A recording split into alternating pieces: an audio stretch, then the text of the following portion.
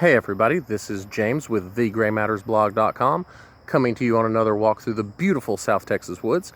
Today we're going to be talking about editing. And this is one of those things that's super important. It's one of the biggest parts of being a writer, and yet it's something literally everybody struggles with. And most writers, it's their least favorite part. They love putting words on the page, they love coming up with stories, but they absolutely hate editing them and making them work.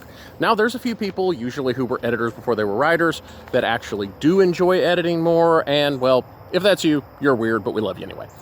So I'm going to talk a little bit about editing, how to make it easier for yourself, how to edit your own work, and how to actually help others, because that's one of the biggest things, and something we've talked about on this show before, is how you're going to need help. You can't do all your own editing yourself, which means probably at some point someone's going to ask you for a little bit of help with editing, and how to do that a little better, and how to give critique in general. So the first thing is how to make editing easier on yourself, and that's know when to edit and when not to edit. When you're working on your first draft, when you have started the story, but have not gotten to the part where you write the end yet, you do not edit. In fact, most people find it better to not even go back and reread their own stuff. Now, people have other methods, and if you have another method and it works great for you, then awesome, that works for you. This is one of the biggest advice, though, because if you're having any trouble, if you're having confidence issues, if you're having writer's block issues, if you're having issues where you just, write 10 words, look back and go, this is rubbish, this is a massive help. Just get to the end, write the first draft, no matter how terrible it is. Then you go back and edit. You go back and try on the second draft, on the third draft, you actually start making things good, make things make sense. Terry Pratchett, who was one of the most fantastic authors of all time, said that the first draft is just the writer telling the story to himself. And that's really all your first draft is. You're just getting the story out there. And you'll find it really empowering when you get to the part where you write the end and the story is finished. Then give it a little while. Don't start editing right away. Let it sit there, let it marinate, then come back and edit. And this is one of those wonderful things that really helps stop writer's block, helps build confidence, because when you come back and look at it, a lot of times it won't be as bad as you thought. And at least as a whole cohesive finished story, you can now do some real editing with it. So that's one of the biggest things, is just get to the end. Do not try to edit during your first draft. You edit during the second draft.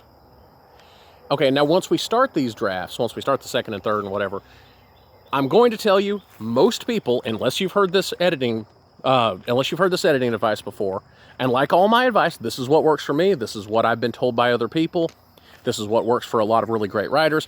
If this isn't what works for you, then do what works for you. But I'm just giving you the advice as it was given to me and as it worked for me. And that's, you're probably editing in the wrong order. Because everybody, once you finish, the first thing is to go, okay, let me look for typos, let me look for misspelled words and all that. And that's really backwards, because first you need to do your biggest edits first. Basically, start with the biggest stuff and work to the smallest one. So I'm going to kind of give you the order as it was taught to me, and it's the way that kind of works the best, and you'll kind of see the logic in it. First off, you make your big, huge story edits first. Or rather, let me rephrase that. That's step one. Step 0.5 is make it legible. If you're like me and you write using a phone, you write using like 5 different devices at once. Some of it you do through voice type. Some of your stuff may be kind of like indecipherable to anyone that's not you. Maybe you use shorthand. Maybe you completely forgot that punctuation existed for a little while. Fix that first. I mean, you don't have to make it perfect, but make it so that someone other than you could read it. That's step 0.5. Once you get step 0.5 out of the way, then you're to step 1, which is big story edits. This is, okay, do we want to have, does the story need to be longer? Does it need to be shorter? Did I have a giant plot hole? Do I need to add a whole character arc? Do I need to add a chapter where I explain my magic system better? You do the big story edits first. Then you move to your stuff like your smaller kind of like paragraph style edits. Okay, is there too much dialogue here? Do I need to change how I do my dialogue tags? Does this character need to speak differently? Do I need to make better word choices? Did I use the word scuttle way too much? And kind of make those choices. Then, after you've done all that, you move down to the line by line edit, make sure all your punctuation's correct, make sure all your grammar's tight, make sure your word choices are impeccable. That's when you do all that stuff. And the reason why you do it in that order is because the big ones will change the medium ones, which will change the small ones. So you don't want to go and be doing line editing and getting punctuation correct and perfect word choices on an entire section of the book that you're going to get completely rid of. So you want to do the big stuff, medium stuff, and then the small stuff. And I know I was doing it in the wrong order for the longest time, and I think if you try this as a different order, as a different way of doing it, I think it'll work really well for you. It's worked really well for me. One other thing I'll say is there is a huge debate about where in this process you bring in your critique partners, where in this process you bring in your beta readers. And that one I'm going to call just really a matter of personal taste. I mean, I have kind of how I like to do it, but even I am still kind of searching for what works really well for me. So that's just the sort of thing you have to kind of experiment with. But, you know, critique partners, of course, come in earlier than beta readers. Critique partners are other writers who are going to help you make your work better and give you writer style advice, whereas beta readers are readers and they're going to give you reader style advice. A critique partner will tell you you need to work on your show versus tell and that your dialogue tags, you know, need to be beefed up, whereas a reader will tell you, hey, this plot point didn't make sense, or I really like your magic system. So that's the difference between that, the quick difference between critique partners and beta readers. And now when it comes to helping other people edit, you know, I've talked a little bit about how you're going to edit for yourself, and this would also how you would help someone else edit. Because as writers, we're always going to have someone else saying, hey, will you look over my stuff? Will you help me out here? And we should, because we're going to want that help in return from someone, so we should be helping each other. I'm a big fan of hashtag writers help other writers. You know, a rising tide floats all boats, and we need to be building these communities and really helping each other out. And some of that is helping read and give critiques on other people's works, which means you have to be good at giving critiques. Giving critiques is a skill. Now, receiving critiques is also a skill. You need, if you're going to be a writer, you need the hide of a rhinoceros, and you only get that by learning. And it's tricky because, one, you need to be impervious to being insulted, but at the same time, you need to be open enough to know when someone has a good suggestion. Neil Gaiman has a really wonderful quote about that, that if your beta reader or critique partner tells you that something doesn't work for them, they are almost always correct. If they tell you how to fix it, they are almost always wrong.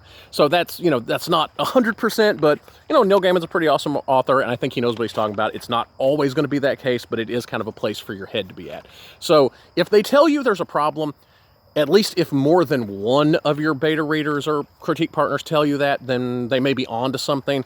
If they're trying to tell you exactly how to fix it, that may not be as accurate. But there's a simple technique for making your critiques for other people easier to swallow, and it's called sandwiching. I actually learned this in martial arts when we were, you know, going through an instructor's class, and it's just a way, and this works, by the way, in the rest of your life. Feel free to use this anywhere, as a way to get people to accept negative criticism. And it's called sandwiching because you take the bad stuff and you sandwich it between good stuff, which means if someone gives you a piece to read and you need to tell them that their dialogue is just utterly incomprehensible, first you need to find two good things that they did. And if you're being honest, everybody can do two good things. I mean, now you may have to be pretty broad. It may be, hey, you got it finished, and that's wonderful. But find two good things. So you're going to start by saying, hey, I noticed that your prose was really tight. I really liked how you taught, you know, how you actually described your action. But your dialogue probably needs a little bit of work. You know, the dialogue tags were confusing. I didn't know who was talking. But, you know, I found that a little confusing. But I also noticed that your end was really engaging and left me really interested and invested in the story. So you would do it kind of like that. You're going to take something good, then something bad, then something good. This actually does a lot of different things. One, there's actual psychology behind this. And the psychology is that brains are good at beginnings and they're good at ends and they're not good at middles. So when the person is emotionally processing this stuff, they're going to have the good emotion, then the negative emotion, and then the good emotion. So overall, they're going to feel that it was good, versus if you put it in a different order, if the negative emotion is at the beginning or the end, it'll stick out more in their mind. It also does something else, and it proves that you understood their work. Because if you give me a piece to read, and I have nothing but bad things to say about it, you're not going to leave thinking your book was just absolutely terrible. You're going to leave thinking I didn't get it, or I'm just being mean, or whatever, because there's obviously something good about your book. If I didn't have anything good to say, you're going to think I'm full of it, or at least that I wasn't being honest, or that I didn't get it. That's, of course, the biggest thing people usually think is, oh, they didn't get my work. So by giving them two good, intelligent, positive criticisms, that makes your negative criticism so much more believable. And like I said, that can be used in anything. I mean, you can use that. We used it in martial arts training. You can use it when talking to your kids. You can use it when talking to your spouse. It's just a way of communicating with people that shows that you understand, and also uses just a little bit of psychology to make it a little more palatable.